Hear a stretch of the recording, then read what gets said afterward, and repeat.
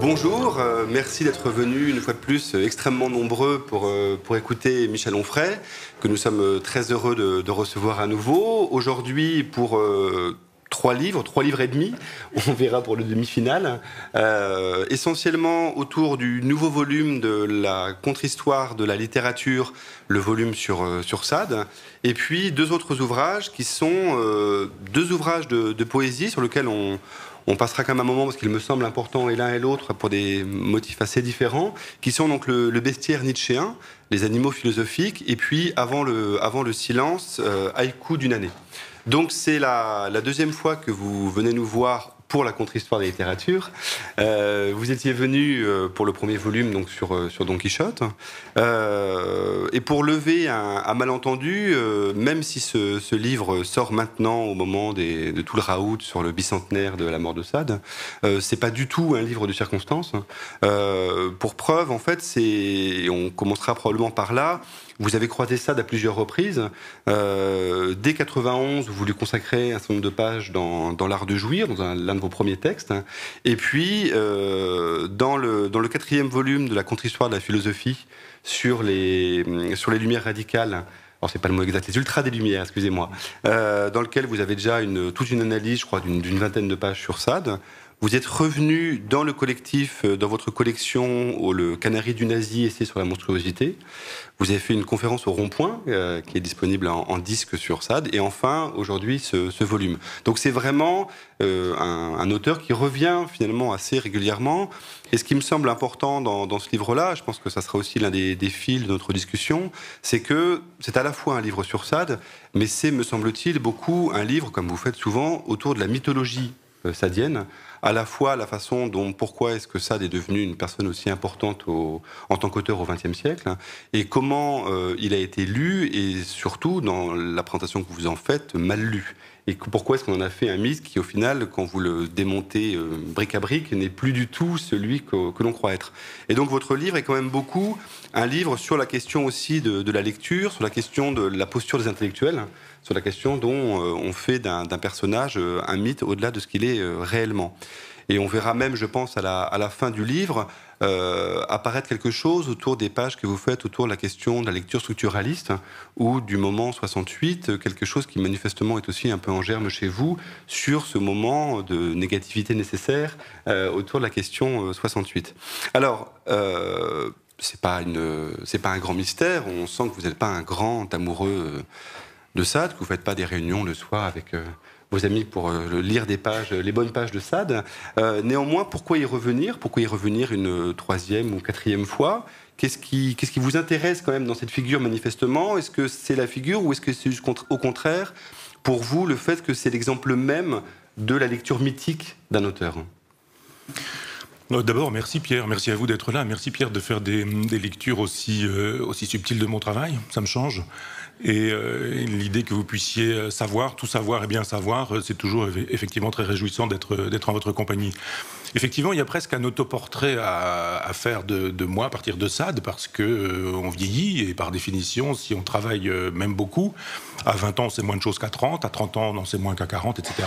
Et au fur et à mesure du travail, on se défait des mythes, ce qu'on est incapable de faire quand on a 20 ans. Ça me paraît évident que quand je suis étudiant à l'université de Caen et que j'ai 17 ans et que j'ai un professeur de philosophie qui nous enseigne Sade, la mythologie de Sade, eh bien on y souscrit parce qu'on n'est pas dans l'esprit critique, on n'a pas l'esprit critique, on n'a pas la culture, et puis il y a cette espèce d'intimidation qui veut qu'il y a l'institution, il y a le professeur, on est étudiant, s'il nous dit des choses, c'est qu'il dit juste et vrai. Et donc j'ai été victime moi aussi de cette mythologie parce que j'avais lu un ou deux textes de Sade, j'avais lu La philosophie dans le boudoir et Justine, ou Les malheurs de la vertu, et puis on dit ce que tout le monde dit.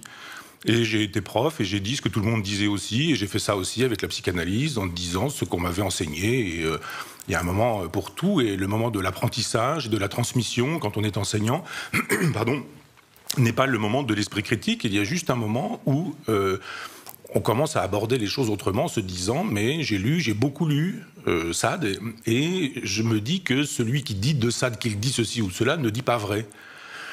Et puis je me dis que celui-ci ne dit pas vrai non plus. Et celui-ci et celui-là, eh bien, il s'agit de Lacan, il s'agit de Bataille, il s'agit de Foucault, il s'agit de Deleuze. Et donc, là encore, intimidation, on n'ose pas être critique à l'endroit de ces figures qui sont des figures d'autorité dans l'institution, bien qu'étant prétendument anti-institutionnelles ou contre-institutionnelles.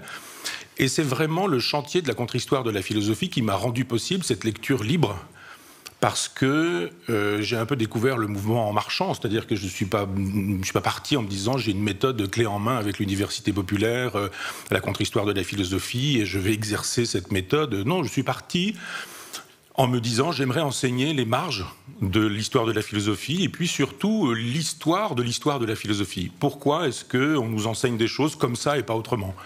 Pourquoi est-ce qu'on nous dit qu'il y a des présocratiques ? Pourquoi est-ce qu'on nous dit de Diogène que c'est un socratique mineur ? Pourquoi est-ce qu'on nous parle de Rousseau mais jamais d'Helvétius ? Pourquoi, etc., etc. Et ce sont des intuitions qui font qu'après 12 années de travail, du moins sur ce seul chantier de la contre-histoire de la philosophie, je suis parti avec cette idée qu'il fallait tout lire de l'auteur, et ça je l'ai déjà dit, mais tout lire, sa correspondance, les biographies, croiser tout ça, pour découvrir autre chose que ce qui nous est enseigné. C'est une espèce d'antimythe, je dirais, cette méthode, parce que d'un seul coup, on se dit, mais on m'a trompé là-dessus. Enfin, on a dit des choses sur Nietzsche, sur Descartes, sur plein d'autres individus, bien sûr Marx, bien sûr Freud. Plus l'individu est important dans sa visibilité, plus il y a une cristallisation de mythes, de fantasmes autour du nom et du personnage, et moi, on l'a lu. J'ai pu voir, par exemple, au moment de mon Freud, que nombre de personnes qui défendent Freud n'ont pas lu Freud. On lu 3 ou 4 livres de Freud et beaucoup de commentaires et de gloses sur Freud, et parfois de gloses sur les gloses de Freud, et n'ont pas lu vraiment l'œuvre complète. Je me suis fait insulter pour avoir dit ce que Freud disait. Je dis, écoutez, je suis un peu désolé, mais c'est Freud qui le dit lui-même, que ça ne marche pas, la psychanalyse. Et je donne les textes, et je renvoie des correspondances. Et puis je suis très étonné, au fur et à mesure, de voir que les savants, ceux qui passent leur vie sur un livre de Sade, sont des individus qui, la plupart du temps, quand ils passent leur vie sur un livre de Sade, passent leur vie sur une thématique dans un livre de Sade. Ils font leur thèse là-dessus, ils font des conférences partout sur la planète, dans des universités où on retrouve des Sadiens, et puis on cristallise le mythe. De sorte qu'on pourrait, en faisant l'exercice que vous proposez, et qui est un juste exercice, voir comment je me suis dépris moi aussi du mythe. Comment j'ai pas fait ce travail, mais comment j'ai été victime de ce mythe, et vous me rappelez qu'il est question de ça dans l'art de jouir. Je ne me relis jamais, mais c'est vrai que ce serait intéressant de faire une lecture critique de ce texte-là pour voir comment j'étais victime de la mythologie, parce que on n'a pas le temps de faire tout le travail qu'il faut faire pour pouvoir bien parler de tous les gens dont on parle. Et c'est au fur et à mesure que je suis arrivé à une approche plus fine. Et de fait, au moment où j'aborde la question de la contre-histoire de la philosophie, je me dis, dans le 18e, il y a une place pour lui, puisque c'est un matérialiste, et que c'est un radical, en ce sens. Et à chaque fois que j'enseigne la contre-histoire de la philosophie, je n'enseigne pas ce que je pense personnellement. Je propose une pensée en disant, voilà ce que dit vraiment l'auteur, et pas les spécialistes de l'auteur. Et de fait, ça a été un deuxième moment, c'est-à-dire premier moment probablement mythologique, l'art de jouir, deuxième moment, un moment où on voit poindre un peu l'esprit critique, et puis un autre moment qui est celui de l'écriture vraiment de ce livre, La Passion de la méchanceté. Vous avez eu l'amitié de me dire qu'effectivement les hasards de la publication ont fait qu'il arrive en ce moment, et c'est un moment de commémoration. Mais j'avais écrit ce livre il y a 3 ou 4 ans, et quand Jean-Michel Ribes nous avait proposé de travailler thématiquement sur le mal quand nous faisons notre décentralisation de l'Université populaire de Caen à Paris, j'avais fait une intervention sur Sade en disant, eh bien, j'interviens sur ce livre, puis ça a donné un petit texte qui était un peu la synthèse de ce livre, paru donc dans le Canari du Nazi, et les effets médiatiques ont fait que j'ai été invité chez Ruquier pour parler de ce livre, et on n'a parlé que de moi, et pas des textes des autres amis, ni de la question du mal. Et puis, il y a eu une polémique, comme d'habitude, comme les journalistes savent en faire, et pas comme moi je veux les faire. On me dit toujours, vous polémiquez ceci, vous polémiquez cela, mais les journalistes font des polémiques sur des livres, et quand il n'y a pas de polémique, ils ne parlent pas de livres. On n'a pas parlé du réel n'a pas eu lieu, le livre que j'ai consacré à Don Quichotte, mais là, sur Sade, on est reparti là-dessus, et on a refait de la polémique. Et pour le coup, Ce livre s'inscrit dans un projet qui est celui de la contre-histoire de la littérature, et j'avais le souhait de ne pas faire ce que j'ai fait avec la contre-histoire de la philosophie, d'abord parce que je sais plus de choses en philosophie qu'en littérature, parce que ça fait plus d'années que je travaille la philosophie que la littérature, et je me suis dit, plutôt que prendre 25 siècles de philosophie à bras-le-corps, comme j'ai fait, je vais prendre un siècle, un auteur, en matière de romans, et avec le Moyen-Âge, donc Moyen-Âge 16e, 17e, 18e, 19e, 20e, et chaque siècle, un écrivain qui aura produit un concept utile à la philosophie. Donc évidemment, sadien, Don Quichotte, Don Quichotesque, et puis il y aura d'autres ouvrages sur Flaubert, avec le bovarisme, Kafka, avec kafkaïen, il y aura Dante, dantesque, et puis Rabelais, gargantuesque, parce que ce sont des concepts qui sont utiles pour la philosophie, pour penser le monde. Donc ça, c'est le projet de la contre-histoire de la littérature, et de fait, Sade prend sa place.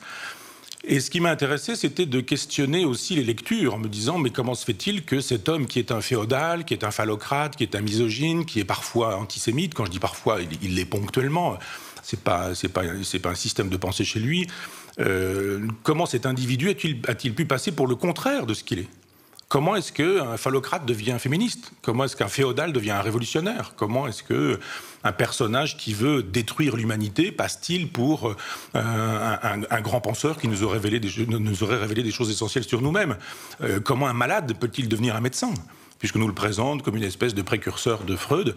Et je me suis dit, mais c'est tout de même très étonnant que des gens qui passent pour éclairés, intelligents, les consciences de leur siècle, et qui sont effectivement ces gens-là, ils le sont, c'est-à-dire les Deleuze, les Barthes, les Foucault, etc.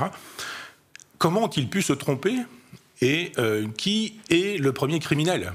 Il y a un premier cadavre, et de fait, je pars dans une espèce d'enquête en disant, mais il y a un individu qui s'appelle Apollinaire, qui est bien sûr génial, comme poète, comme inventeur de l'art nègre, comme penseur de l'art de son temps, mais il peut se tromper. Et il se trompe en faisant une anthologie qui est une anthologie de commande. C'est vite fait, bien fait pour gagner un peu d'argent, parce qu'on a beau être un poète génial, il faut vivre, et qui fabrique une anthologie avec une préface. Et j'essaie de voir comment cette préface, elle va traverser le siècle via Breton, les surréalistes, et comment, avec René Char, etc., tout le monde se met, toute l'intelligentsia parisienne, se met non pas à lire Sade, mais à lire ce qu'Apollinaire aura dit de Sade. Et ce que les grandes figures de Paris, donc de la France, les grandes figures ont pu faire de ce texte d'Apollinaire. Donc effectivement, c'est un livre à plusieurs entrées, donc une autobiographie d'une certaine manière, une lecture des lectures, un regard critique sur le XXe siècle, et puis bien sûr sur le structuralisme, qui est pour moi une espèce de catastrophe, puisque à nous apprendre à lire entre les lignes, on a cessé de lire les lignes. Et la psychanalyse nous dit, mais cherchez derrière les mots ce qui se dit, ce qui se trame, et on voit des garçons qui veulent coucher avec leur maman et tuer leur papa. Et puis on dit, mais le texte ne le dit pas. Non, mais justement, c'est parce qu'il ne le dit pas qu'il le dit plus profondément encore, et donc l'affaire est réglée, on ne lit plus. Et d'une certaine manière, le structuralisme est l'une des modalités de l'illettrisme contemporain. À force de ne plus lire les textes, mais à lire entre les lignes du texte, on a fini par faire une espèce de paratexte qui devient une vérité glosée dans les universités, etc. Ce que j'ai souhaité faire, c'est effectivement un démontage du mythe à partir du démontage du paratexte, avec un gros mot que vous me passerez. Donc, revenons justement au moment Apollinaire, parce que comme vous le dites, c'est un cas assez particulier, c'est-à-dire que des cas de, on va dire, si ce n'est de mauvaise lecture, au moins d'interprétation injuste, il y en a souvent, mais qui se sédimentent au fil des siècles. Là, ce qui est très intéressant, c'est qu'il y a cette fameuse préface de 1909, dans lequel se mettent en place tous les stéréotypes par lesquels Sade va être réemployé. Alors ça rejoint un peu, d'une certaine façon, la lecture aussi que vous aviez faite de Brumel, avec l'idée qu'on a d'un côté la vie d'un personnage qui, au final, en elle-même, n'est pas très intéressante, et puis il y a eu une mythologisation, essentiellement par Baudelaire, qui a construit complètement autre chose. Sauf que là, c'est un versant, on va dire, plutôt positif, alors que dans le cas de Sade, c'est un versant complètement noir. Donc qu'est-ce qui, selon vous, fait que ce que Apollinaire dit de Sade intéresse les auteurs? C'est-à-dire, qu'est-ce qui fait que la figure, même si elle est fausse par rapport à la personne réelle, fait que les surréalistes, puis les autres auteurs se saisissent de Sade, jusqu'à aujourd'hui, où il y a encore, on le voit justement avec les commémorations, la grande exposition à Orsay. Ce qui est intéressant, c'est qu'au final, même si c'est mythologique, c'est fécond. Enfin, ce qui me semble intéressant, c'est quand même ce paradoxe-là. C'est-à-dire que même si ce que les auteurs viennent chercher dans Sade n'y est pas, c'est qu'ils y prennent produit quelque chose. C'est-à-dire que on n'est pas sur quelque chose d'indifférent, etc. C'est-à-dire que la production artistique des surréalistes, de Man Ray ou d'autres, qui utilisent des figures sadiennes, est intéressante. Donc pourquoi est-ce qu'ils l'ont pris simplement comme une sorte de non-fétiche, parce que c'est l'argument d'autorité apollinaire qui agit, ou qu'est-ce qui fait que ça leur a tant plu ? D'abord, il faudrait faire la généalogie du jacobinisme français. C'est-à-dire que lire ou relire Tocqueville et l'Ancien Régime et la Révolution pour voir que la Révolution française ne rompt pas beaucoup avec l'Ancien Régime et que le régime fort, on va pas dire dictatorial, mais le régime fort de la monarchie française, le régime de Louis XIV par exemple, centralise. La cour fait que vous n'existez pas si vous êtes provincial. Et il faut être près du roi, et là vous serez écouté, entendu, et vous pourrez exister. Vous voyez les mémoires de Saint-Simon, c'est magnifique, le démontage des rouages de cette machine terrible. On a Robespierre, enfin du moins on a la Révolution française, tradition girondine ici à Bordeaux, mais ça n'est pas la tradition qui triomphe, puisque c'est, comme vous le savez, le robespierrisme qui fait la loi avec la terreur, et puis Thermidor qui met fin à tout ça. Mais il y a une hyper-centralisation en France qui fait que les provinces n'existent pas, ou alors comme une espèce de vivier pour nourrir Paris. Il faut monter à Paris, ou descendre à Paris, être à Paris. Il y a même des auteurs qui, sur leur 4e de couverture, mettent vie et travail à Paris. Je trouve ça extraordinaire comme biographie. Vie et travail à Paris, bon, c'est bien. Et on se nourrit de l'énergie provinciale parce que Paris ne vit que comme ça, comme une espèce de vampire qui suce le sang de la province, avec 10 personnes qui font la loi dans chacun des domaines. Et il faut voir, et parfois on a des belles photos qui nous montrent un aréopage extraordinaire qui réunit Lacan, Bataille, Sartre, Camus, etc. Et on se dit, ils étaient tous là ensemble. Comme il y a eu des dîners au XVIIIe siècle qui réunissaient Rousseau, Voltaire, Helvétius, D'Holbach, Condorcet, Turgot, etc. On se dit, mais toute cette crème intellectuelle s'est trouvée régulièrement dans des endroits avec les mêmes copains, les mêmes détestations, les mêmes repas, les mêmes copines parfois. Et à Paris, ça s'est passé comme ça, et ça se passe encore comme ça, de moins en moins. Enfin, ça s'est passé comme ça. Et Apollinaire a été à un moment donné où il voyait Breton tous les jours. Il se voyait tous les jours, déjeuner, dîner, rencontres, copains, soirées, beuveries, etc. Ce qui fait effectivement qu'il y a une espèce d'infusion naturelle qui se fait avec la pensée d'autrui, avec les passions du moment. Et il y a un intérêt à ça plutôt qu'à Fourier, parce que je termine positivement en disant mais pourquoi est-ce qu'on n'est pas allé voir du côté de Fourier, puisque Breton a dit du bien de Fourier. Il a écrit une superbe ode à Charles Fourier. Dans l'anthologie de l'humour noir, il est question de Fourier, comme de Sade, bien sûr. Mais pourquoi est-ce que Sade triomphe ? J'émets l'hypothèse que c'est un gnostique. Il y a des gens qu'on appelle des gnostiques au début de notre civilisation, c'est-à-dire 2e, 3e siècle de notre ère. Les gnostiques, la gnose, c'est le savoir. Le gnostique, c'est celui qui pense qu'on peut savoir. Et il y a des gnostiques qui pensent que le monde a été fabriqué par un mauvais démiurge. Que le monde, il a été fabriqué d'une certaine manière par un diable, par un démon. Et que pour accéder au divin, il faut aller jusqu'au bout du satanique. Il faut aller jusqu'au bout du mal pour parvenir au bien. C'est une fiction philosophique de cette époque-là. Mais je pense que la tradition gnostique, du genre la communion dans le mal nous fait déboucher un jour dans la clairière du bien, est une idée qu'on retrouve chez certains mystiques, chez les gnostiques qu'on disait licencieux. Je renvoie à un très beau livre de Jacques Lacarrière, là-dessus, les gnostiques. Mais ça fait partie, comme Bataille, des gnostiques qui sont d'une certaine manière des chrétiens. Un peu comme quand vous prenez un gant et que vous inversez le gant, eh bien, c'est inversé, mais c'est le même gant. Eh bien, vous avez la même chose. C'est-à-dire une espèce de détestation de Dieu qui est tellement forte qu'ils ont besoin de Dieu. C'est pas l'athéisme, ça, que de vouloir du crucifix pour le profaner, de l'hostie pour la profaner, des calices ou des objets de culte pour les profaner, parce que je pense que l'athéisme n'a pas besoin de ça, du blasphème. Et je ne défends pas le blasphème, quelles que soient les religions. Je pense qu'on n'a pas besoin d'insulter les religions, on peut les critiquer, on peut les démonter, on peut les déconstruire, mais on n'insulte pas les croyants. Et je pense qu'il y a chez Sade cette espèce de plaisir qu'il y a pris à la transgression, de tous ces intellectuels mondains, parisiens, qui sont tous des subventionnés de la subversion, qui sont tous des institutionnels de la Révolution, et qui, du haut de leur chaire de l'École normale supérieure ou de leurs revenus chez Gallimard ou des sinécures qui sont les leurs, jouent avec le feu de la Révolution, le feu de la guillotine, le feu de la destruction, le feu de la profanation, le feu du blasphème. Et on jouit de ça. Ça ne porte pas vraiment beaucoup à conséquence, et on jouit de célébrer Lassner, un criminel. On jouit de célébrer Sade, on jouit de célébrer Lénine, on jouit de célébrer Robespierre. On est gêné par le premier délinquant venu qui vole une mobilette, mais on trouve que Robespierre est un génie.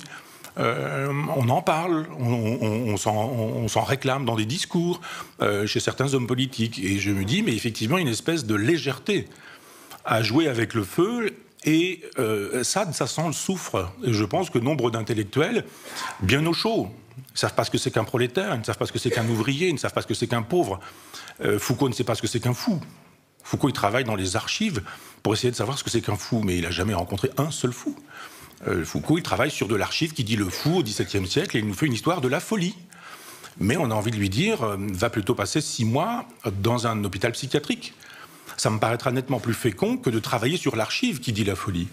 Et donc les intellectuels parisiens sont dans cette espèce de frémissement à l'endroit de Sade, de Robespierre, de Lénine, de Staline pour certains, pour d'autres d'Hitler, de Mussolini. Il faut voir comment les intellectuels se sont comportés au XXe siècle, il n'y en a pas beaucoup, qui n'aient pas choisi le fascisme brun ou le fascisme rouge, très peu.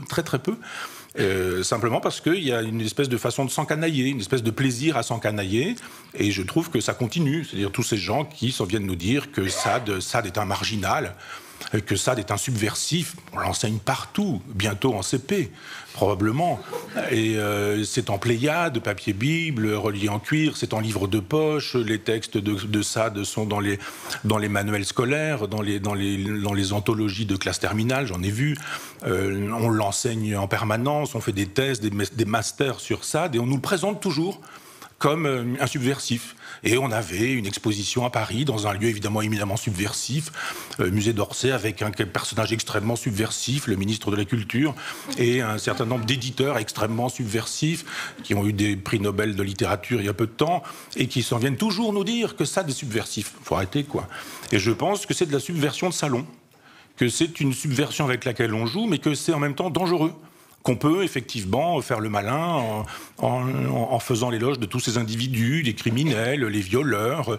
Et puis le jour où des gens prennent ça au sérieux, eh bien on se dit « Ah oui, mais enfin non, vous ne comprenez rien à la littérature. Vous ne savez pas ce qu'est l'imaginaire. Vous n'avez aucun sens poétique. » Enfin, toutes choses qui m'ont été dites, en l'occurrence par Annie Lebrun, sous prétexte que le réel ne doit pas avoir lieu. Là encore, parce que ce qui est important chez Sade, c'est pas ce qu'est Sade, c'est ce que les grands anciens ont dit de Sade.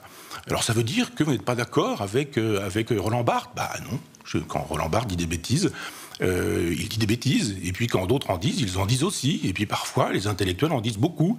Donc le travail consiste à aller voir ce que les auteurs ont vraiment dit, et puis après de dire aux gens, si vraiment c'est Sade que vous voulez défendre, alors défendez vraiment ce qu'est Sade. Mais arrêtez de faire semblant en nous disant qu'il n'est pas ce qu'on dit, mais que Sade est un gentil garçon, etc. Il y a peu, Jean-Jacques Pauvert est décédé. Pauvert a passé sa vie à défendre Sade, et j'ai été stupéfait de voir dans un article qui reparaissait pour commémorer sa mort, de voir qu'il disait que lui était, hagiographe, bien sûr, que Pauvert, lui, il était persuadé que Sade avait personnellement tué.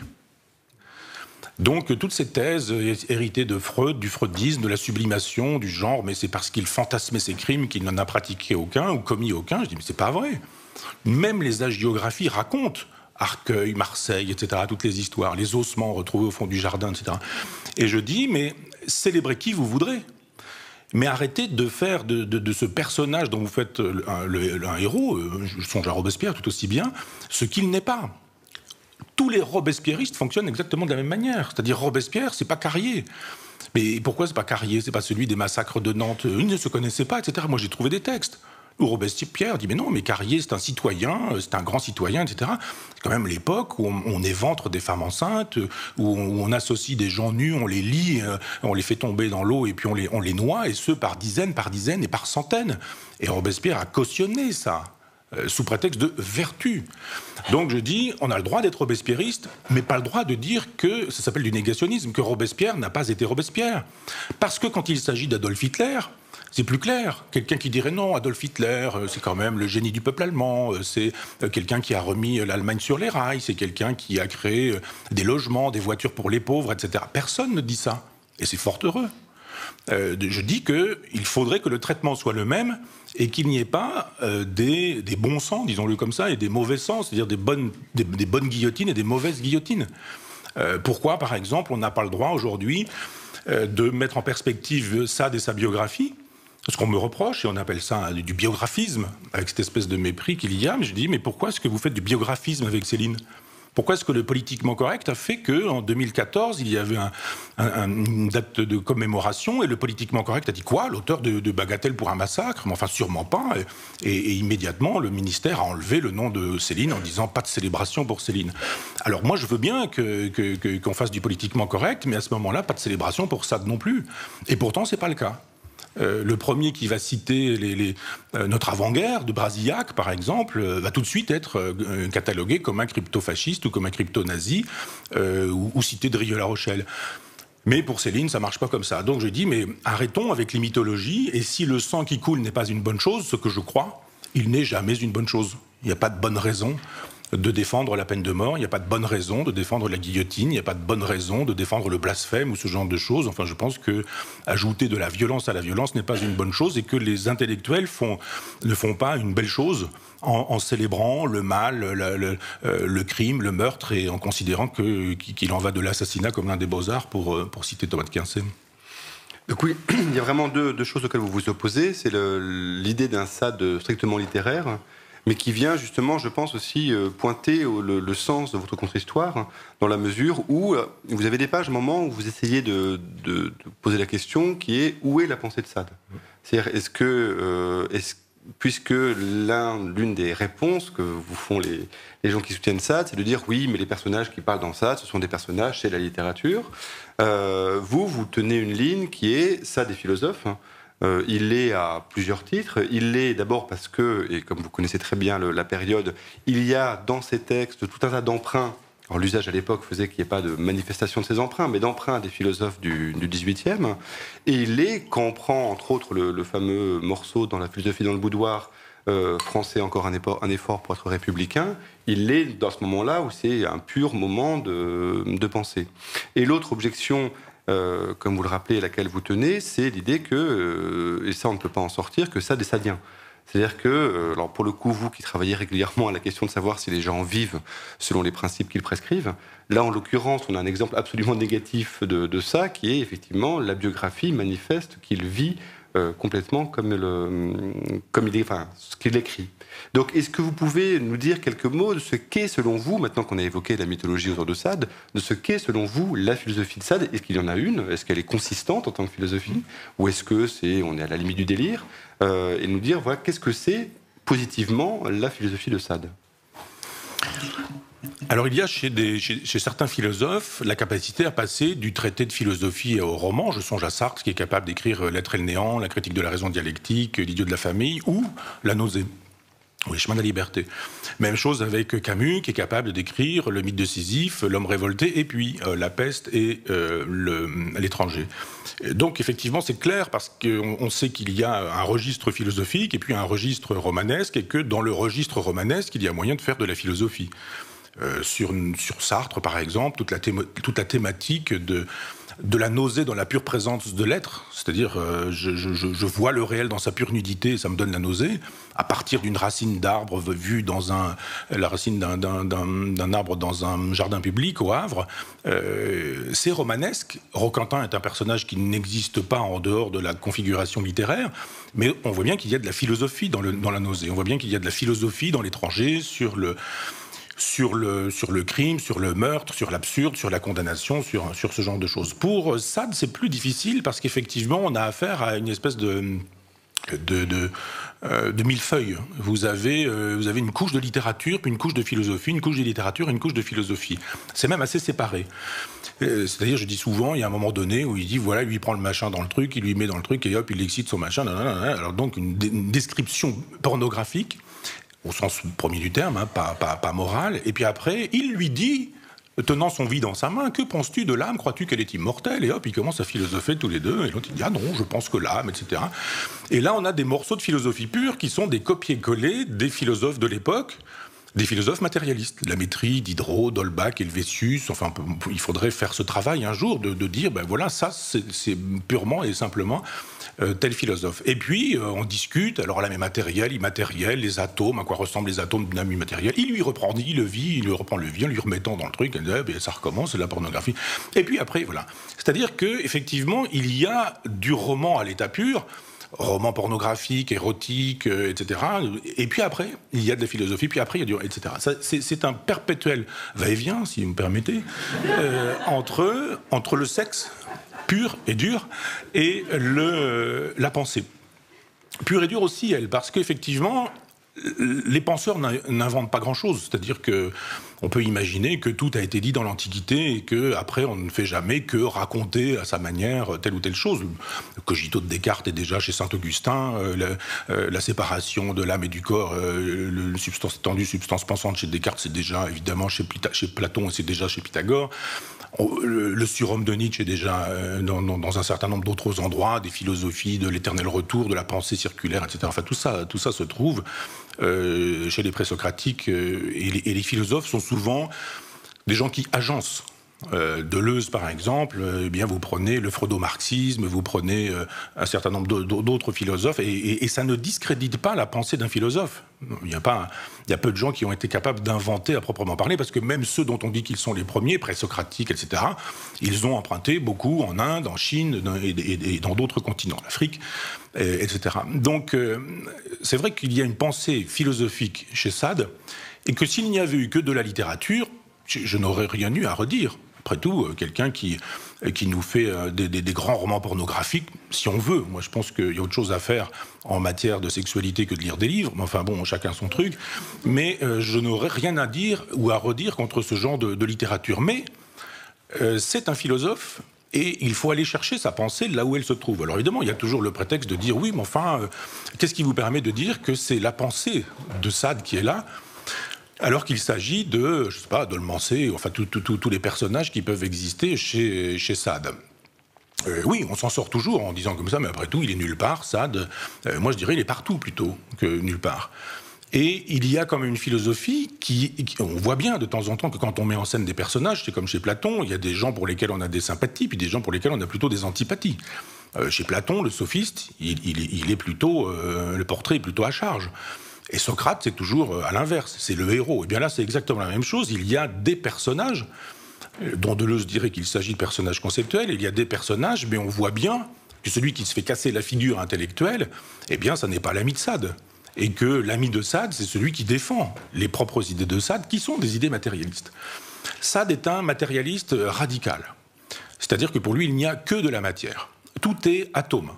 Rien qu'atome, voilà. Donc on est sur des vieilles perspectives, c'est Lucrèce, c'est Démocrite, etc. Après se posent des questions, si vraiment tout est matériel, est-ce que tout est déterminé ou est-ce qu'il y a du libre arbitre? Est-ce qu'on a le choix ou est-ce qu'on n'a pas le choix? C'est toujours la question qui se pose quand on dit agencement de matière, pur agencement de matière.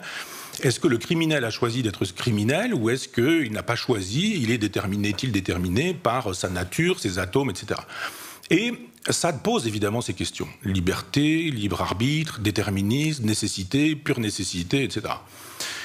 Sade n'a pas été lu par Nietzsche, contrairement à ce que dit Apollinaire. Mais Nietzsche examine les possibilités d'une philosophie du pur déterminisme. Du genre, on n'a pas le choix du tout. Pour le dernier Nietzsche, on choisit jamais. C'est-à-dire que Jean Moulin n'a pas choisi d'être Jean Moulin, le général de Gaulle n'a pas choisi d'être le général de Gaulle, Hitler n'a pas choisi d'être Hitler, et c'est ainsi.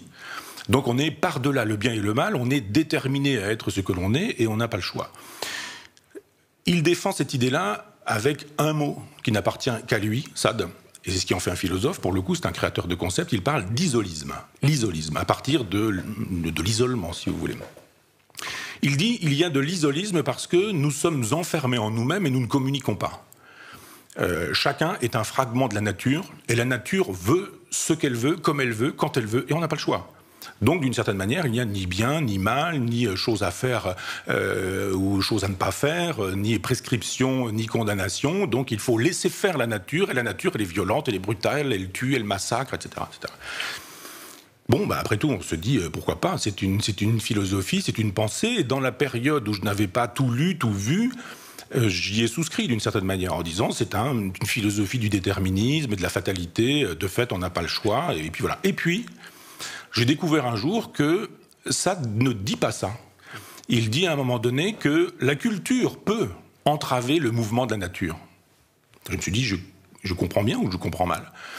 Et je lis, je relis, je reprends, et je me dis, mais effectivement, quand on dit que tout est déterminé, mais que la culture peut empêcher le déterminisme, on s'est dit, on a affaire à autre chose. Il réinjecte du libre arbitre. Comme on le fait toujours d'ailleurs, la plupart du temps, chez Spinoza, chez tous les négateurs de la liberté qui nous disent qu'il n'y a que nécessité, la liberté finit toujours par être réintégrée, ne serait-ce que comme conscience que la liberté n'existe pas. Ne pas savoir, savoir que nous ne sommes pas libres, c'est être libre. C'est un peu ce que dit Spinoza, c'est un peu ce que dit aussi Nietzsche. Et là, je me dis, mais si vraiment il dit ça, ça veut dire qu'il a fait le choix du mal.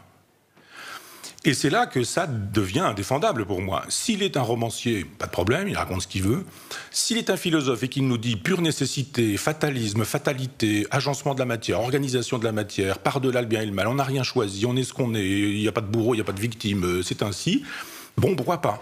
Vision pessimiste, fataliste, tragique de la vie, mais vision, c'en est une. On est d'accord, on n'est pas d'accord, mais c'en est une. Mais c'est pas du tout la même chose que de dire que dans cette configuration de pure nécessité, il y a la possibilité pour la culture de dire non à ça. C'est-à-dire d'éduquer, de faire savoir qu'on peut ne pas faire le mal, qu'il y a le bien, qu'il y a le mal, qu'il faut préférer le bien au mal, etc., etc. Et je me dis alors, il y a effectivement chez Sade le choix du mal. Et c'est ce qui en fait pour moi un personnage détestable, parce que si on est dans une philosophie de pure fatalité, alors bon, pas de problème, mais si on est dans une philosophie de la pure fatalité dans laquelle on ajoute comme une espèce de christianisme qui reviendrait, le libre arbitre, eh bien à ce moment-là, on est responsable de ce qu'on dit, puisqu'on aurait pu choisir l'éducation contre le mal, c'est-à-dire le bien contre le mal, autrui, plutôt que l'égotisme, ou l'isolisme, ou le solipsisme, je suis seul, le solipsisme. Et ça, d'un moment donné, choisit le mal en disant qu'on aurait pu choisir le bien, mais voilà. Alors après, c'est toute la difficulté des penseurs de la nécessité, parce que c'est pas très élaboré, la philosophie de Sade. Je vous disais tout à l'heure qu'elle est noyée, qu'elle est perdue, qu'il faut la sortir, qu'il faut la mettre en perspective, qu'elle est évolutive sur l'ensemble de l'œuvre. Mais même chez des gens qui ont été plus philosophes et qui ont consacré parfois des ouvrages à cette question-là, je songe j'en parlais tout à l'heure, à l'éthique de Spinoza, je songe à laisser sur le libre arbitre, soit de Saint-Augustin, soit de Schopenhauer, ou au texte de Nietzsche abordant la question de l'éternel retour, dans Ainsi parlait Zarathustra. Ils achoppent tous sur cette difficulté de l'affirmation du pur déterminisme, mais en même temps cette idée que tout est déterminé, mais on a quand même un peu le choix. On a quand même un peu la liberté. Très peu de philosophes ont fait le pari que tout était totalement déterminé, sauf le dernier Nietzsche, celui du surhomme. Et Nietzsche le dit, on n'a pas le choix. Ce que vous vivez, vous l'avez déjà vécu des millions de fois, vous le revivrez des millions de fois, c'est ainsi, et vous n'avez pas le choix.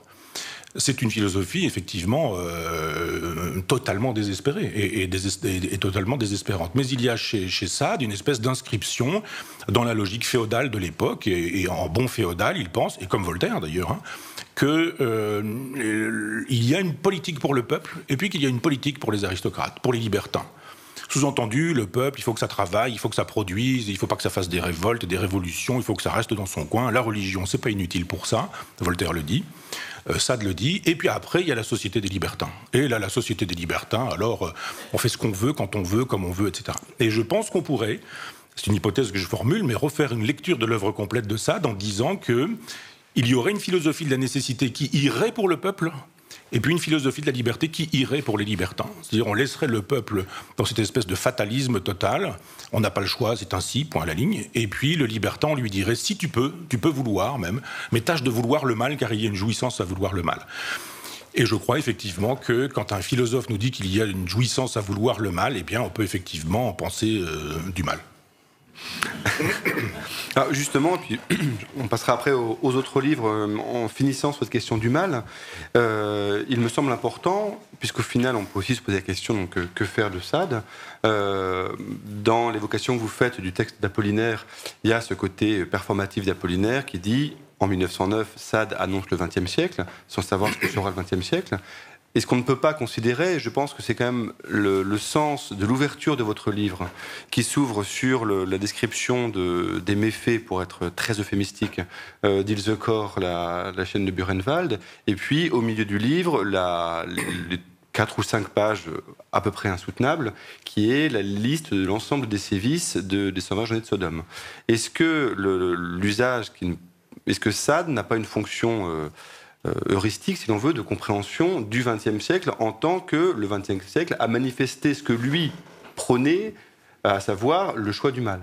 Est-ce que c'est pas ça l'usage possible de Sade, qui n'est pas du tout un usage de révérence, qui n'est pas un usage d'admiration, qui n'est pas un usage de la subversion de salon, mais qui est de dire c'est quand même un ensemble de textes qui apparaissent à la fin du XVIIIe, dans lequel sont présentés pour une fois très clairement l'idée qu'il y a un mal choisi et que cette matérialisation du mal choisi, elle arrive aussi au milieu du XXe siècle pour le coup. Et donc ce serait ça, d'une certaine façon, le sens de Sade. Alors je pense que notre époque est un peu décadente, un peu une litote, mais est très égocentrée et considère que tout commence avec le XXe siècle et qu'il n'y a que le XXe siècle. Et moi je m'inscris en faux contre cette idée que le mal aurait été plus immonde, plus grand, plus insupportable au XXe siècle et que d'une certaine manière on l'aurait inventé au XXe siècle. Je renvoie simplement par exemple à la Saint-Barthélemy, s'il fallait un exemple. Mais on peut renvoyer dans l'histoire à nombre de moments où les gens se sont massacrés, entre-massacrés, exterminés, et ça n'a pas été une partie de plaisir. Donc je veux bien qu'il y ait aujourd'hui des espèces de concurrences mémorielles pour nous expliquer que c'est nous qui avons eu le plus de morts, et puis non c'est vous, et puis non on n'a pas le droit d'appeler génocide le génocide des Arméniens, et puis peut-on parler du génocide au Rwanda, et puis il y a eu combien de millions de morts au Rwanda, est-ce qu'on a vraiment passé, etc. etc. Donc je ne suis pas d'accord avec cette façon de faire. Je pense qu'il y a même eu la terreur, on en parlait déjà un petit peu tout à l'heure. C'est cette façon qu'avait la terreur d'envoyer à la guillotine des gens en quantité, c'est-à-dire que quand Sade est embastillé, enfin pas embastillé, c'est pas le mot qui convient, mais est emprisonné à la prison de Picpus, parce que les révolutionnaires ont quand même compris que c'était pas un révolutionnaire, ou que c'était un révolutionnaire en peau de lapin, eh bien il voit par sa fenêtre qu'on décapite à peu près 200 personnes par jour. 200 personnes par jour à Paris, et on décapite partout ailleurs en province. Donc on a eu les moyens de masse au XXe siècle, parce que il y a eu les camps de concentration nazis, mais il y a eu avant les camps de concentration du Goulag. Ça démarre en 1917, le premier Goulag. Octobre 17, révolution russe, eh bien novembre 17, déjà le Goulag. Les nouveaux philosophes découvriront ça en 1977, mais il y a des gens qui avaient découvert ça très tôt, très vite. Donc je pense que le XXe siècle n'a pas eu le monopole du mal. Et que le mal, il existe depuis bien longtemps, et que simplement, on n'a pas forcément fait les comptabilités, mais on a éradiqué des populations, on a détruit des gens, et je reprends cet exemple de la Saint-Barthélemy. Quand on prend les chiffres, quand on regarde comment ça s'est passé, ça a été terrible. Donc je ne pense pas que nous ayons découvert le mal au XXe siècle et que le mal ait été au XXe siècle plus mauvais qu'il ne l'aurait été précédemment. Et c'est pas un hasard si les grands textes sacrés, Torah, Talmud, Ancien Testament, Bible, Coran, etc., sont tous des textes qui posent la question du mal, de l'origine du mal. Je pense que le mal est consubstantiel à l'homme et qu'il prend après des formes historiques.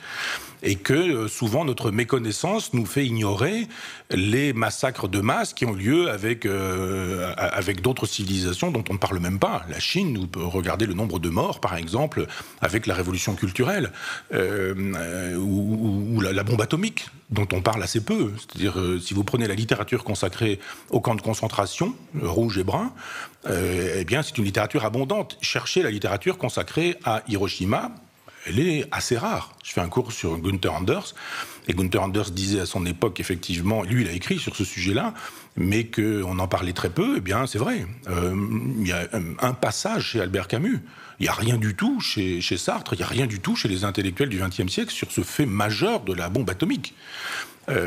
Donc parce qu'il y a des morts politiquement correctes et des morts politiquement incorrectes. Donc je pense que Sade n'a pas vu le XXe siècle, ou n'a pas prévu la forme que prendrait le mal au XXe siècle. Il a raconté ce qu'ont été les façons de produire le mal au travers des époques. Je pense que dans les châteaux médiévaux, il n'y avait pas par hasard des culs de basse-fosse, des prisons ou des instruments de torture. J'ai vu à Venise, il y a... je sais pas, 25-30 ans, une exposition terrible sur les instruments de torture. J'avais acheté le catalogue tellement je me suis dit, mais les hommes sont capables d'une ingéniosité pour faire le mal à leurs semblables qui est extraordinaire. Des cages d'acier, des cages avec des pointes, des trucs pour pénétrer les hommes par tous les trous avec des herses, des choses vraiment complètement incroyables. Donc c'est très très vieux, cet art de faire souffrir, cet art de massacrer, cet art de détruire. Quiconque n'est pas d'accord avec soi-même, la guerre est pour moi l'une des modalités du mal, et elle est consubstantielle à l'homme. Donc je pense que Sade s'est contenté de fantasmer un mal, mais quand on le fantasme, effectivement, il est encore plus délirant que quand on le réalise, parce que quand on est dans la logique de la, je sais pas, de la Saint-Barthélemy, on raffine pas trop. Encore, c'est la même chose avec la terreur, on raffine pas trop non plus, encore que on découpe, je vous rappelle, le pubis de la princesse de Lamballe, si je me souviens bien, avec laquelle on fait des perruques, etc. Enfin, des choses effrayantes. Il y a eu du cannibalisme, il y a eu du cannibalisme, je crois, à Bordeaux, mais il y a eu un cas de cannibalisme aussi, je ne sais pas si c'est Bordeaux ou Aix, je ne voudrais pas salir Bordeaux, qui ne le mérite pas, mais quand, j'en suis sûr, parce qu'il s'agit de la Sausson, ils ont joué au foot à la balle, comme on disait à l'époque, avec le cœur du vicomte de Belzins, et après ça, ils ont fait un barbecue, et puis ils ont mangé une partie du vicomte, enfin bon... on peut raffiner, vraiment, on peut raffiner dans le mal, et pour le coup, concrètement. Non, je pense que Sade a lâché les chevaux, enfin, sur la question du mal, il a imaginé tous les délires possibles, et l'on découvre, de fait, que des gens ont réalisé ces fantasmes-là, et je parle effectivement d'Ilse de Cor, qui est celle dont on a dit qu'elle était la chienne de Buchenwald, et qui a fait des choses terribles. Vous connaissez peut-être pas forcément son nom, mais vous connaissez probablement 2 ou 3 de ses productions, puisque c'est à elle qu'on doit les abat-jours en peau tatouée. Elle faisait faire des portefeuilles avec des peaux tatouées qu'elle offrait, etc. Enfin, elle faisait elle faisait arracher les dents en or des Juifs, elle faisait fondre tout ça pour faire des bijoux à la gloire de ses enfants, et le porter, etc., etc. Donc effectivement, quand le mal fait la loi, et quand rien ne s'oppose au mal, comme c'est le cas dans les périodes révolutionnaires, dans les périodes de grande brutalité politique, alors là, tout est possible. J'ai souvenir d'avoir vu des pillages, je crois que c'était à l'époque où Haïti, on avait terminé avec les Duvalier, on est allé sortir les cadavres des tombeaux, les profaner, etc. Donc, Sade n'aurait jamais fait que, non pas prédire, mais dire. Et en ce sens, je préfère... quelqu'un qui aborderait la question du mal autrement que de cette manière complaisante. Moi, je ne sais pas comment vous faites, mais à chaque fois que la télévision nous présente au journal de 20h la nécessaire campagne pour le vaccin anti-grippe, et qu'on nous fait un gros plan avec une aiguille et qu'on voit le truc, moi je ne regarde pas, parce que déjà, ça me fait du mal, là où ça ne me touche pas. Donc il y a des gens qui ont un talent pour l'empathie, je pense que j'en ai un, et que effectivement, ce genre de choses, j'ai du mal, et d'autres qui jouissent de ça. Qui aiment ça. Et je pense qu'il y a des configurations chez les gens sadiques, des configurations masochistes, des configurations sadomasochistes, et que c'est ni bien ni mal, mais que c'est mal en revanche d'entretenir la complexion sadique. L'idée qu'on puisse jouir à faire le mal d'autrui ou faire du mal à autrui est une chose qui, moi, me sidérera toujours. Enfin, j'ose espérer que ça me sidérera toujours, et m'étonnera toujours aussi. Et l'une des choses qui me semble importante dans votre livre, c'est que vous faites aussi presque la contre-histoire de la contre-histoire, c'est-à-dire vous faites l'histoire des résistances à Sade, enfin des résistances à la séduction de Sade. Ils sont peu nombreux, mais il y a quand même quelques grands noms. Il y a celui de Queneau, il y a celui de Léris, il y a Adorno et Horkheimer, mais sur un autre versant, on peut dire, mais il y a aussi Arendt. C'est-à-dire qu'il y a quand même eu... il y a eu Camus, il y a eu un certain nombre d'auteurs, et justement, et généralement, ce qui est intéressant, c'est que c'est après la Deuxième Guerre mondiale qui ont, eux, fait le lien, mais le lien négatif, dire, il y a un moment, on ne peut pas se réjouir, féliciter la subversion, qui est essentiellement une cruauté avant d'être une subversion. Et donc ça, je pense que c'est intéressant que vous fassiez cette liste-là, avec un autre nom, mais le temps file, donc on va passer aux autres livres, mais avec un autre nom, et un moment qui semble très intéressant, c'est le passage que vous citez de Michelet dans l'histoire de la Révolution française sur Sade, parce que l'une des mythologies sur Sade, c'est l'idée que, en gros, il est quasiment absent du 19e, et que c'est quasiment un écrivain du 20e. Ce que vous montrez très bien, c'est que dès le 19e et dès Michelet, donc dès, on va dire, 1840, 1850, il y a une lecture qui, politiquement, socialement, est extrêmement juste, extrêmement précise, où lui enlève toutes les mythologies. Comme vous dites, c'est essentiellement un grand féodal. Oui, c'est ça qui est sidérant, c'est-à-dire qu'il y a une lecture de gauche. Michelet est un homme de gauche, c'est la grande tradition romantique de gauche, et moi j'adore Michelet. Si vous n'avez pas lu l'histoire de la Révolution française, lisez, c'est extraordinaire, c'est un grand roman, il y a des approximations parfois, mais enfin c'est assez extraordinaire.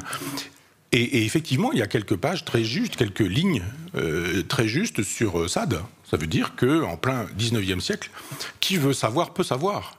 Qu'on ne nous fasse pas le coup du « on ne savait pas, la biographie ceci, la biographie cela », etc. Pas du tout, c'est très bien écrit, c'est très efficace, comme toujours chez Michelet, et il y a 2 ou 3 intuitions extrêmement justes où il nous explique que c'est le dernier sursaut du féodalisme plutôt que le premier temps de la Révolution.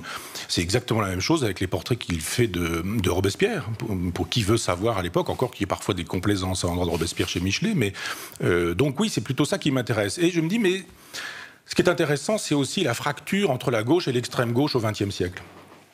C'est-à-dire que je ne suis pas suspect de sympathie pour le Parti communiste, sur lequel j'exerce aussi un droit de critique, mais je peux être d'autant plus crédible quand je dis du Parti communiste ce qu'il a été de positif et ce qu'il est encore de positif, c'est-à-dire la tradition ouvrière, la tradition prolétarienne, le fait de pratiquer l'éducation populaire, le respect du livre, le respect de la peinture, le respect de la littérature, le respect des grandes idées, y compris de la littérature russe, soviétisme oblige, mais quand même. C'est-à-dire, moi j'ai vu chez des gens des éditions pas chères de Gorky, de Dostoïevski, de Pouchkine, etc. J'ai vu des reproductions de Picasso, de Fernand Léger. J'ai vu un prolétariat soucieux des choses de la culture et respectueux du livre, parce que le Parti communiste a fait ce travail-là. Il y avait le parti d'en bas et le parti d'en haut. Le parti d'en haut, j'aime pas de toute façon les hiérarchies et les supériorités, mais il y a eu quelque chose d'important dans ce Parti communiste parce qu'il y a eu une façon de fédérer le peuple, le prolétariat, les ouvriers, les gens oubliés, enfin les sans-dents, comme dirait l'autre.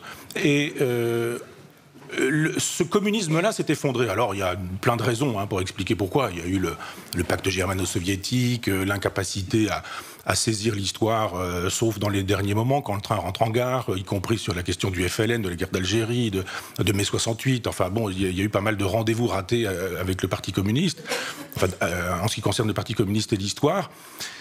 Mais en même temps, cet effondrement du Parti communiste, auquel a contribué Mitterrand en 83, il voulait plumer la volaille communiste, il y est parvenu, tout ça a fait que les intellectuels se sont détournés du Parti communiste, après avoir adhéré pour certains, ou après avoir péri sous les balles, Politzer, Nizan, parce qu'eux résistaient en pleine période de pacte germano-soviétique. Le Parti communiste a malheureusement, d'une certaine manière, disparu du paysage au profit d'une extrême gauche, qui, elle, n'a pas eu le souci du peuple et du prolétariat, mais un souci des marges. Je ne dis pas qu'il ne faut pas, mais je constate simplement que quand Foucault travaille, il travaille sur des questions de marge et de marginalité. Les marginalités sexuelles, les prisonniers, les homosexuels, les hermaphrodites. D'autres travaillent sur les immigrés, le sans-papier, le black, le métis. Après, il a été question des femmes, puis des transsexuels, puis etc., etc. Tous ces combats sont légitimes, entendons-nous bien.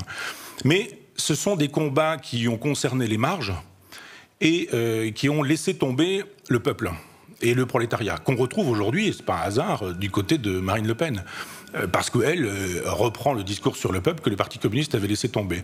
Donc je me dis, c'est ce que Jean-Pierre Le Goff, qui est un sociologue dont on parle pas assez à mon goût, qui fait un excellent travail, mais ce que Jean-Pierre Le Goff appelle le gauchisme culturel.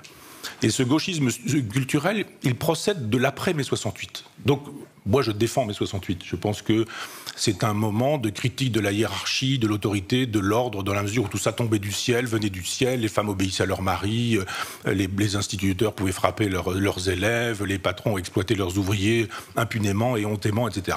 Après mai 68, ça n'a plus été possible. Et je défends le féminisme, je défends les pédagogies anti-autoritaires à l'école, etc. Je défends tout ça. Sauf que ça a été aussi n'importe quoi. C'est-à-dire ce grand moment de négativité qui a été mai 68 a été suivi après 68, dans les années 70, d'une espèce de n'importe quoi sur tous les terrains, la pédagogie, la sexualité. C'était bien, enfin, d'en finir avec le vieux modèle du genre un homme, une femme pour la vie, même quand on s'aime pas, et on est vierge au mariage et ça tient jusqu'à la fin.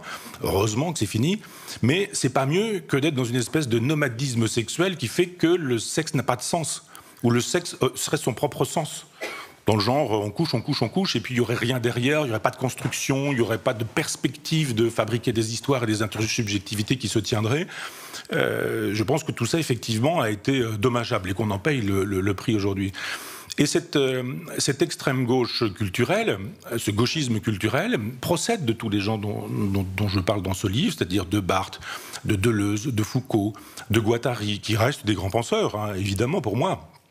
Surtout des grands penseurs critiques, mais je trouve qu'il y a tout un travail à faire sur les racines idéologiques de ce gauchisme culturel, et Sade en fait partie. Cette espèce de libération, de prétendue libération du sexe à partir de Sade, alors que Sade ne fait jamais que l'éloge de la jouissance prise à autrui, indépendamment du souci d'autrui, du viol, s'il faut le dire en un mot très court. Voilà pourquoi on est passé d'une famille qui ne tenait plus, le général et Yvonne, une configuration impossible après mai 68, à n'importe quoi depuis, avec des gens qui restent prisonniers de ce schéma, qui ont la liberté mais qui ne savent pas quoi en faire, qui veulent reproduire des couples classiques et traditionnels et qui sont incapables de gérer la liberté d'autrui. Enfin et je trouve que ces philosophes-là, il ne s'agit pas de les mépriser ou de vouloir prendre leur place, mais dire qu'ils s'inscrivent dans un temps philosophique et que chacun son temps. On ne va pas considérer qu'il faut continuer à peindre comme les impressionnistes, même si aujourd'hui, en matière d'art contemporain, on persiste à croire qu'on peut continuer à faire comme Duchamp, alors qu'on va bientôt fêter le premier siècle du ready-made. Il y a toujours des gens qui pensent que quand ils font ce genre de choses dans des lieux institutionnels, ils sont toujours dans la subversion. Donc il y a un moment donné où il faut dire un peu de Duchamp pour vous sauver des Duchampiens, parce que Duchamp lui-même disait « mais ma subversion, il faudra la subvertir un jour ». Et je vois pas beaucoup de Duchampiens qui subvertissent la subversion. J'en vois même beaucoup qui font de telle sorte que cette subversion soit institutionnalisée, qu'elle soit subventionnée et qu'elle passe aujourd'hui pour l'académisme sur lequel il faudrait s'extasier en permanence. Donc je souhaite que nous fassions un travail critique pour que nous puissions parachever mai 68. Oui, à mai 68 comme un moment de destruction de ce qui n'avait plus lieu d'être, mais non à l'esprit post-68 art qui a fait qu'on a tout essayé, qu'on a tout dit, et que si on prend par exemple la question de la pédophilie, on voit dans les années 70, tous les gens qui ont compté, et qui comptent encore pour certains qui sont toujours là, je songe à Solers, à Kristeva, tous ces gens-là faire l'éloge de la pédophilie. C'est-à-dire Sartre est vivant, Beauvoir est vivant, Barthes signe tout ça, et on fait l'éloge de la pédophilie dans les colonnes du Monde, dans les colonnes de Libération. Alain Finkielkraut signe aussi ça, Pascal Bruckner signe tout ça, c'est-à-dire que tout ce qui compte en matière d'intellectuel, allez voir sur Internet, elle est toujours visible, cette pétition qui invite à la dépénalisation de la pédophilie, elle rassemble la totalité des intellectuels, et il n'y en a pas un qui aurait dit, attendez, la sexualité des enfants entre eux, oui. Moi, je pense qu'effectivement, si des enfants ont envie de faire touche-pipi à 8 ans, c'est leur affaire, et qu'ils ont bien raison, et qui n'a pas fait ça à cet âge-là. Mais les enfants avec les adultes, non. Les adultes entre eux, les enfants entre eux, mais pas les enfants avec les adultes. Eh bien, ce sont des choses qu'il faudrait critiquer, au sens grec du terme, c'est-à-dire le crible, passer au crible. Quand René Scherrer écrit des livres qui font l'éloge de la pédophilie, il les publie chez Robert Laffont, dans une collection dirigée par Jacques Chancel. Quand Matzneff publie Les moins de 16 ans, il publie dans une grande collection, et le directeur de collection à l'époque est Jean-François Revel.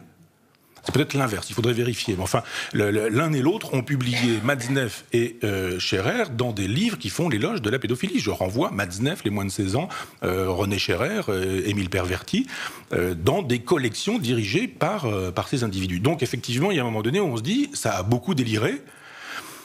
Passons à autre chose. Passons à autre chose et évitons de passer, de tenir un discours à la Zemmour ou à la Finkielkraut qui serait un discours réactionnaire au sens étymologique, du genre c'était mieux avant, revenons à avant. Ça, j'y crois pas une seule seconde.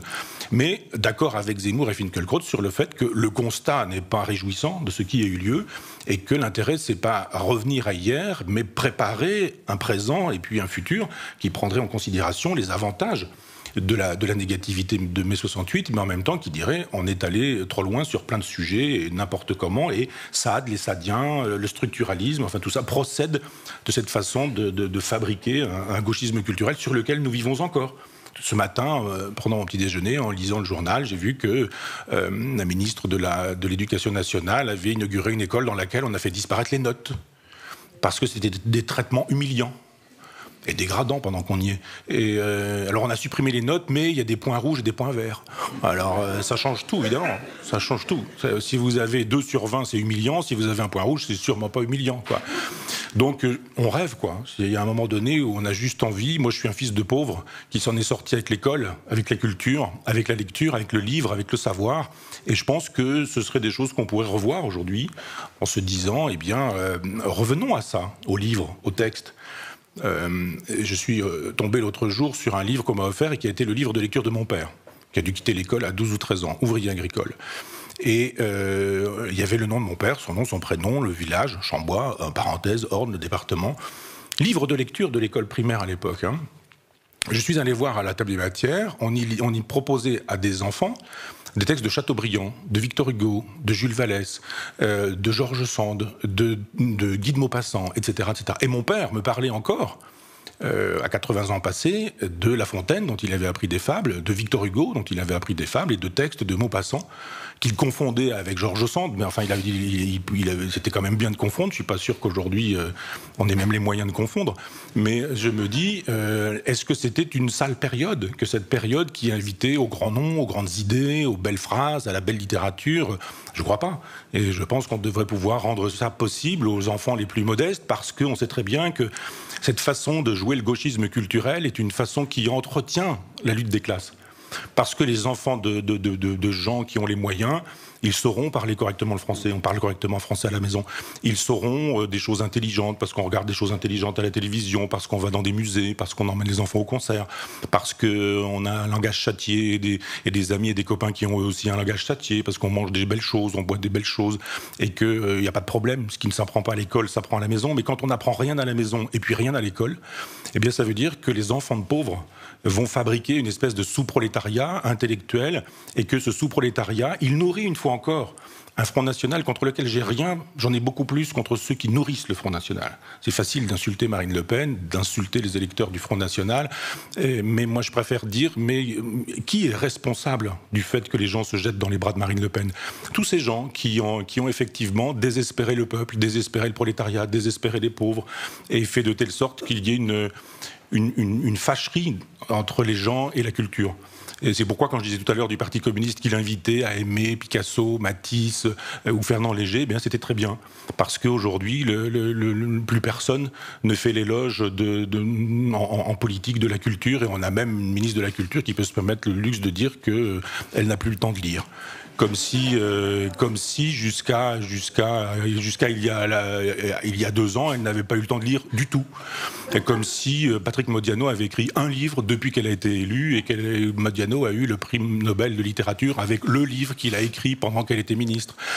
Donc voilà où on en est. Je trouve qu'il faut restaurer le livre, le pouvoir et la puissance du livre, de la lecture et de l'imaginaire. Mais il faut que je m'arrête parce que j'ai déjà été très rapide, très long. De toute façon, je pense que les sujets que vous avez abordés sont tels et si vastes que les questions fuseront probablement à la fin. Alors juste, du coup, effectivement, pour finir, plus en évocation que nous ne l'aurions souhaité, j'aurais aimé quand même qu'on parle un tout petit peu des 2 recueils chez Galilée, dans la mesure où vous abordez... Alors, ce sont 2 recueils de poésie. Alors, on a déjà parlé ici de cette pratique. Et ce qui me semble très intéressant, c'est que ce sont 2 formes complètement différentes. Il y a d'un côté le Bestiaire nietzschéen, qui est un recueil de prose poétique, et de l'autre, Avant le silence, qui est un an de haïku.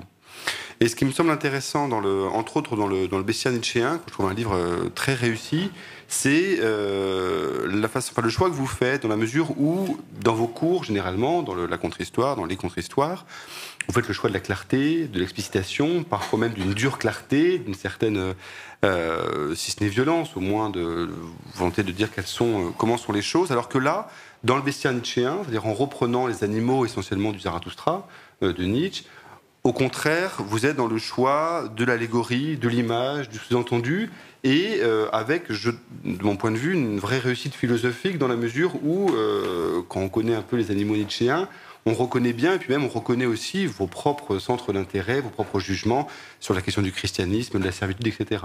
Donc est-ce que vous pourriez, brièvement, si je peux me permettre, évoquer donc ces deux recueils et les deux pratiques aussi, parce que je pense que ce qui est important dans le cas de la poésie, c'est quand même la question de la pratique, c'est que c'est en termes d'écriture une contrainte complètement différente de celle, évidemment, de concevoir des cours, et comment vous distinguez ces deux pratiques poétiques entre elles?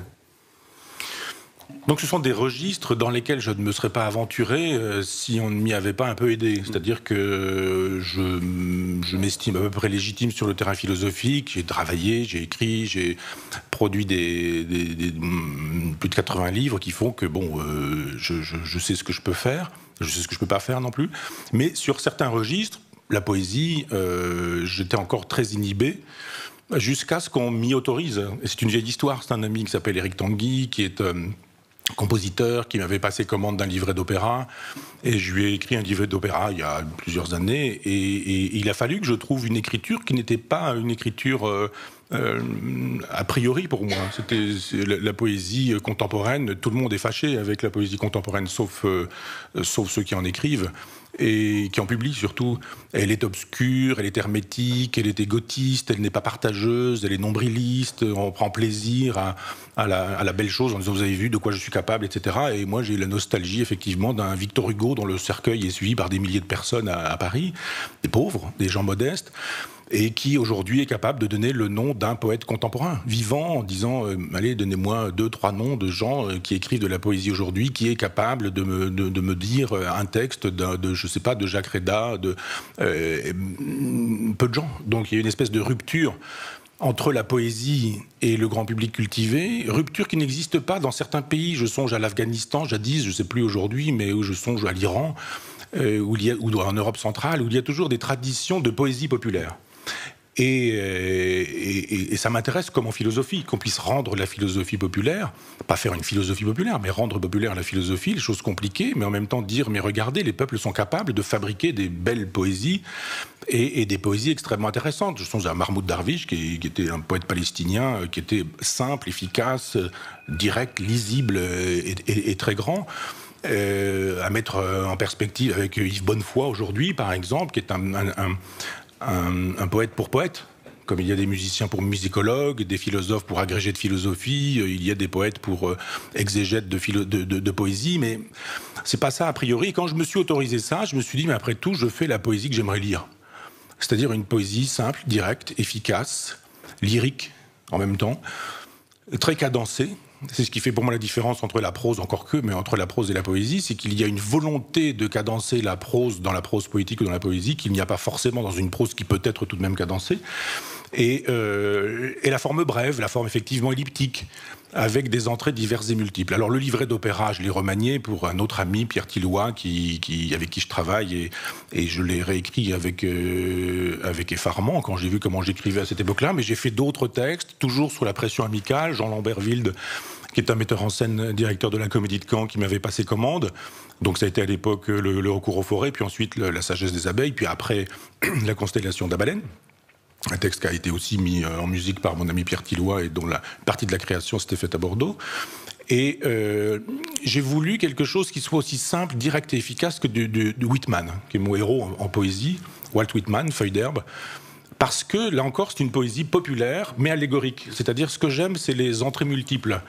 Que quelqu'un qui ait fait une thèse sur Nietzsche puisse entrer dans le texte du bestiaire, ça m'intéresse. Qu'il puisse y voir qu'effectivement, j'ai repris tout Nietzsche, que j'ai repris tous les textes concernant les animaux, ou qui utilisent les animaux, et que je refais mon texte à partir de ça. Mais que quelqu'un qui n'aurait jamais lu Nietzsche puisse aussi y trouver son compte, ça m'intéresse. Et que des choses soient dites. sur le ressentiment, sur la joie, sur toutes les grandes thématiques nietzschéennes.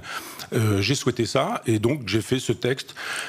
Et je faisais l'éloge tout à l'heure des livres, mais il faut aussi faire l'éloge des éditeurs qui prennent le risque des livres. Galilée est vraiment un éditeur extraordinaire, parce que on fait pas forcément beaucoup d'argent avec des textes comme ça.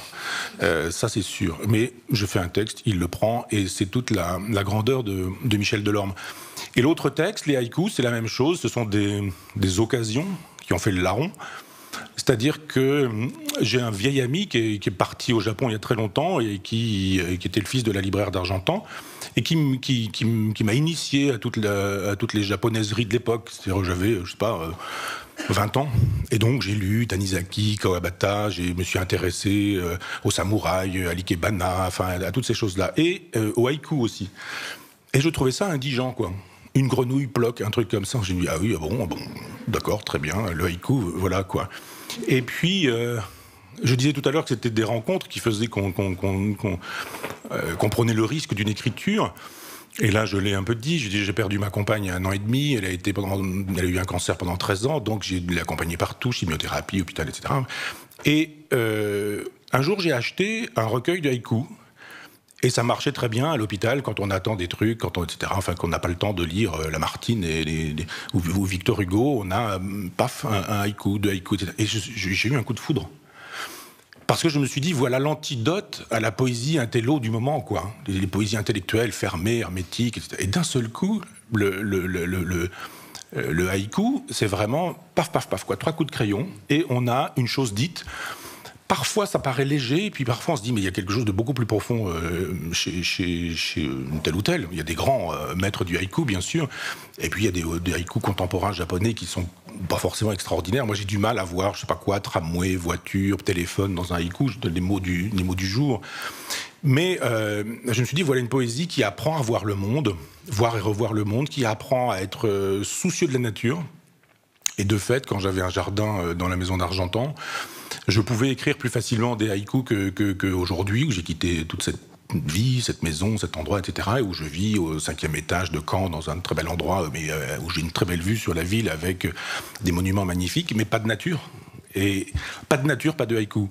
Et quand je suis un peu en relation avec la nature, d'un seul coup, des idées de haïku me viennent, et parfois parce que la nature m'aide. Un soleil, une couleur, une lumière, un oiseau, une écorce, un bruit, un son, des parfums, des odeurs, des textures de lumière, ou ce genre de choses.